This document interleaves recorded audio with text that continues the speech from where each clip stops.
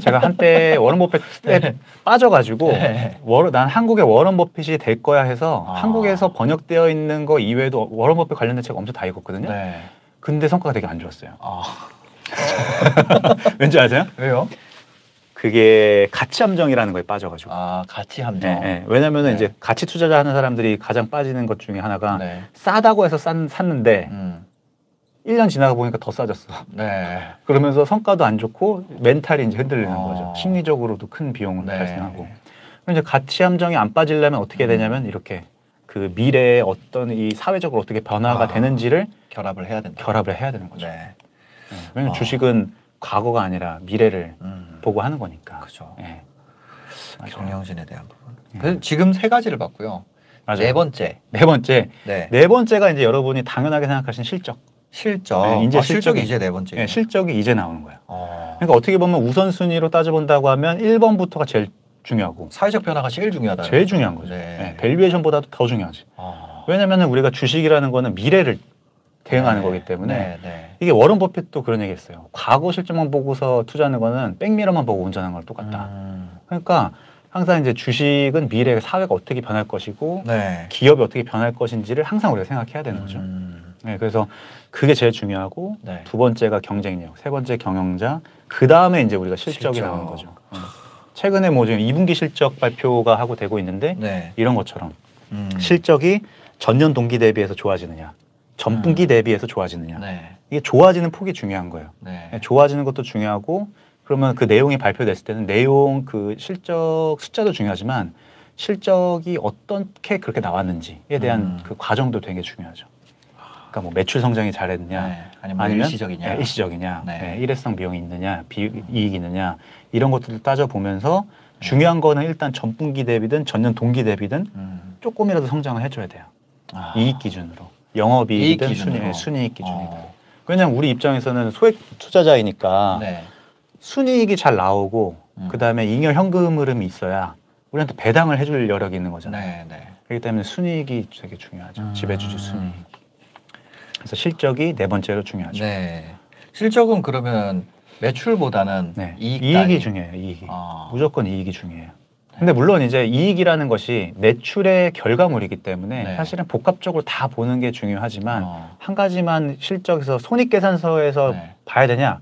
그러면 이제 순이익이 제일 지배주주. 그럼 예를 들면 매출이 안 빠지고 매출이 정체돼 있다는 거죠. 이익이 계속 증가하는 회사랑 이익률이 정체되고 매출이 계속 증가하는 그러니까 이익률이 아니라 이 금액이 유지되고 매출이 계속 증가하는 회사랑 둘 중에 선택한다면 어떤 게 더? 두 번째는 정말 안 좋은 회사죠. 근데 그게 왜 절대금액 이 매출은 계속 늘어나는데 영업이익률은 계속 빠지고 있다는 거잖아요. 절대금액이 똥이라는 거는. 그러면 이거에 대한 그 이유를 잘 파악을 해야죠. 이게 뭐 과도한 지금 뭐 마케팅을 할 수 있는 거든지 아니면 영업이익 전에 이제 만약에 투자를 많이 해서 감가상각비가 많이 계상이 돼서 영업이익이 좀 덜 나오는 것처럼 보이는 건지를 좀 확인해 봐야 되긴 하지만 그런 게 아니라고 하면 첫 번째가 더 좋은 회사죠. 첫 번째가 매출이 유지되지만 매출이 유지되지만 그럼 이익률이 계속 개선되고 있다는 거니까. 개선되고 있는 거고 하는 거니까. 코카콜라가 그런 거예요. 10년간 매출은 정체되고 있는데 영업이익률은 조금씩 이렇게 개선이 돼요. 그러니까 이제 그거의 말은 수많은 경쟁자들이 나오고 있지만 마진은 유지되고 있다라는 게 나의 경쟁력을 잘 방어하고 있다는 거죠. 이 네 가지 중에 무형 자산이 있다는 거죠. 그렇죠. 사람들이 어떤 이유든 간에 그걸 찾는 그게 있으니까. 그래서 실적을 보는 것도 되게 중요하고 특히 이제 실적 시즌에는 그 내가 생각하고 있는 실적이랑 그다음에 시장에서 예상하고 있는 실적. 그러니까 우리가 뭐 컨센서스라고 보통 얘기하는데 그거의 괴리가 얼마나 큰지 이 괴리를 보는 게 중요하죠. 그러니까 실적에서는 전년 동기 대비, 전분기 대비 성장이 되느냐가 첫 번째, 두 번째. 그리고 시장에서 예상했던 것보다 얼마나 잘 나왔느냐, 못 나왔느냐. 그래서 이제 뭐 시장이 뭐 100억을 예상했는데 90억 나왔다. 그럼 뭐 그냥 이미 그럼 100억 정도 나올 걸 예상해서 주가는 이미 그걸 반영을 한 거고. 만약에 100억을 예상했는데 150억이 나왔다. 그러면은 그거는 엄청 집중해서 분석을 해봐야 되는 거죠. 근데 예상치가 지금 얘기하는 컨센서스라는 거는 평균값을 얘기하시는 거죠. 그렇죠. 애널리스트 분들이 각자 한 명씩 추정을 하는데 그 추정한 것들을 평균화한 거죠. 평균한 거죠. 근데 보통 이제 저희가 다른 분들은 안 그럴 수 있는데 그냥 작은 금액으로 접근하는 작은 기업들은 애널리스트들이 커버하지 않는 커버가 잘 안 하죠. 그럴 때는 전분기 대비랑 전년 동기 대비해서 성장을 하느냐 안 하느냐. 그게 중요한 거죠. 그게 유일한 척도고. 네. 전분기. 네, 전분기나 전년 동기 대비. 사실은 전년 동기 대비 보는 게 더 중요하죠. 왜냐하면 회사가 계절성이라는 게 있잖아요. 어떤 회사는 1, 2분기 때 안 좋고 3, 4분기 때 좋을 수 있으니까 작년 동기 대비했을 때 좋아지는 거. 이어로 온 이어로 좋아지는 회사. 그 실적이 되게 중요하다. 알겠습니다. 그러면 지금 4번째가 실적이었어요. 네 번째. 아직 4개가 더 남았죠. 4개. 그 다음은 사실은 이제 그 중요성이 조금씩 내려오고 있어요. 중요도가. 첫 번째가 제일 중요한 거예요. 중요해요.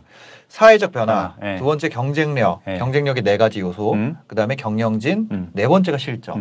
그리고 5번째가 차트. 기술적 분석. 기술적 분석. 어떤 기술적 분석은 어떤 게 있을까요? 사실은 이거는 그러니까 많은 분들이 오해하는 게 가치 투자자나 아니면 기관 투자자들은 좋은 기업만 있으면 그냥 바로 산다라고 생각을 하시잖아요. 타이밍을 재지 않는다. 타이밍을 재지 않는다. 그거 뭐 있어요. 타이밍 재야지. 성과가 달려 있는데 우리는 매니저들은 성과를 1년도 아니라 한 3개월 뭐 이렇게 평가받기 때문에 기술적 분석을 되게 중요하게 봐요. 볼 수밖에 없어요. 물론 이제 자금의 성격이 되게 좋아서 우리의 고객이 나는 너를 3개월, 6개월, 1년을 평가 안 할 테니까 5년 뒤에 성과만 평가할 테니까 그래. 그러면 이제 기술적 분석 볼 필요 없죠. 근데 이제 한국의 기관 투자자 같은 경우는 뭐 그런 게 아니기 때문에 기술적 분석을 볼 수밖에 없어요. 기술적이라는 그러면 차트. 그러니까 차트를 어떤 게 좋은 차트예요? 이거는 근데 개인마다 다 달라요. 이게 어떻게 절대적이라는 게 없고요. 이게 개인마다 보는 지표들도 더 다양하게 다 달라요. 그래서 어떤 사람은 뭐 그 캔들 차트를 보는 사람도 있고, 어떤 사람은 뭐 매물대를 보는 사람도 있고, 거래량을 보는 사람도 있고, 어떤 사람은 구름을 그려가지고 막 구름대를 그리는 사람들도 있고, 어떤 사람 뭐 MS 추세선을 보는 것도 있고, 뭐 다 이렇게 다 다르거든요. 근데 저는 이제 그 차트를 저도 되게 좋아하고 많이 공부를 했고 하는데 차트를 보실 때 중요한 점은 복잡하게 가면 안 돼요. 쉽게? 네, 쉽게. 가장 심플하게. 어떻게 보세요? 저는 그냥 딱 하나밖에 안 봐요. 어떤 거 보시나요? 그 일봉의 그 이동평균. 이동평균 5일선, 11선, 21선, 61선, 121선. 그리고 거래량. 그 2개, 3개밖에 안 봐요. 제가 예전에는 이게 맨 처음에 차트 하면은 실수하는 게 21선이 중요하잖아요. 뭐 지지든 뭐 이러든. 나는 19일선으로 막 차트 조정을 해봐요. 좀 다른 사람보다 일찍 그 시그널을 받으려고. 그렇잖아요. 나는 어떤 사람 18일을 기준으로 해요.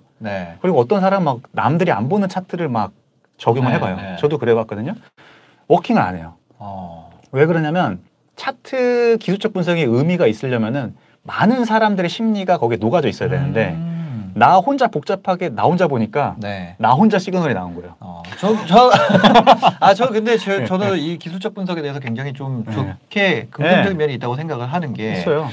예를 들면 이런 거죠. 20일 평균 동안 거래된 가격보다 이번에 더 높은 가격으로 거래가 됐다. 그냥 사과라고 해볼 때 내가 사과에 대해서 모르는데 또 오늘은 500원이에요. 사과가 10명이 사러 왔어. 다음날 가보더니 사과가 600원 됐는데 11명이 사러 왔어. 사과가 2,000원이 됐는데 수십 명이 사러 왔어. 그럼 뭔가 내가 사과에 대해서 몰라도 사과에 뭔가 일이 생긴 거잖아요. 근데 진짜 제가 아까도 그 인터뷰 전에도 말씀드렸지만 주식 정말 잘하실 것 같아요. 그래요? 아닙니다. 진짜로 너무 잘하실 것 같아요. 아니요. 저 주워 들은 것만 말하면 너무 잘하실 것 같아요. 정말 저도 그 기술적 분석이 그런 측면에서 이해하시는 게 정확하신 것 같아요. 부동산은 그런 게 되게 흔하거든요. 그렇죠. 부동산에서는 여기가 지금까지 이전에 10년 동안 거래됐던 가격보다 새로운 가격으로 찍혔다. 뭔가 변화가 생겼다. 이렇게 역추적하는 경우도 흔하거든요. 맞아요. 근데 주식에서는 이제 워낙 이제 기술적 분석에 대한 미신들이 많아지기 시작하면서 아예 이 분야 자체에 대해서 싫어하는 분들, 그냥 절하하고 그런 분들도 있긴 있어요. 근데 저는 뭐 그런 거에 대해서 저는 항상 모든 가치에 대해서 가치 중립을 있죠. 좀 가치에 대해서 그냥 그렇습니다. 네. 제가 뭐 모르는 분야이기 때문에 이게 그리고 저도 보니까 항상 이제 펀더멘털 분석과 이제 기술적 분석이 두 개가 이제 항상 있잖아요. 나는 이제 가치주 할 거야. 그러면 이제 항상 이거 기업 분석만 막 하는데 사실 이제 주식 시장은 이제 전쟁터라고 이제 비유를 하면 이거 하나만 잘하고 나가면 진짜 창 하나만 갖고 가는 거예요. 근데 이제 기술적 분석까지 두 개를 가져가면 무기가 하나 더 생기거나 아니면 방어를 하나 더 할 수 있는 거기 때문에 공부는 더 많이 하면 할수록 좋고. 그리고 다양한 거를 다 성립하면 더 좋죠. 그래서 저도 이거는 이제 답이 아니라 제가 보니까 잘하는 사람들은 이렇다라는 공통점을 찾은 거예요. 그래서 차트 잘하는 사람들은 차트도 되게 중요하게 보더라. 라고 제가 결론 내릴 수 있을 것 같아요. 여섯 번째는 뭘까요? 여섯 번째는 이제 시장가의 괴리 아니면 남과 다르게 생각하는 괴리. 사람들. 괴리. 무엇과의 괴리인가요? 다른 사람들과 나와의 괴리. 그것이 다른 사람과 보통 얘기할 때는 시장이겠죠. 주식시장. 그러니까 지금 주식시장은 이렇게 가고 있는데 나는 이렇게 생각해. 이렇게 생각할 수 있는 용기. 자기 확신. 자기 확신은 사실은 그렇게 얘기해보면 많지는 않아요. 인간이니까. 그래서 제가 용기라고 말씀을 드리는 게 용기요. 근데 이 용기라는 이 용기가 이 생각을 할 수 있는 용기, 다른 사람과 그러니까 시장과 다르게 생각할 수 있는 용기가 맨 처음에 있는 게 중요하고 두 번째는 이 용기를 기반으로 해서 다른 사람과 다르게 행동할 수 있는 이제 자기 또 다른 용기가 생기는 게 중요하거든요. 근데 이 생각에서 행동으로 옮겨가려면 맨 처음에는 그냥 야 이렇게 생각하는 게 좋지 않겠어? 시장은 이렇게 되니까 이것도 한번 봐야지. 이건 되게 쉬운데 행동할 수 있는 용기가 나오려면은 그만한 중간에 프로세스가 있죠. 리서치를 하는 거죠. 왜냐면 내가 행동을 해야 되니까. 행동한다는 거는 주식을 사든 팔든 액션을 해야 되니까. 그래서 남들과 잘하는 사람 보면은 남들과 다르게 생각하는 건 쉽게 할 수 있어요. 막 주가가 막 오르고 있는데 저야 주식 쳐다보지 마. 별거 없어. 이건 다 하기 쉽죠. 근데 아니야. 야 공부를 해보니까 야 이거 뭔가 있다. 아니다.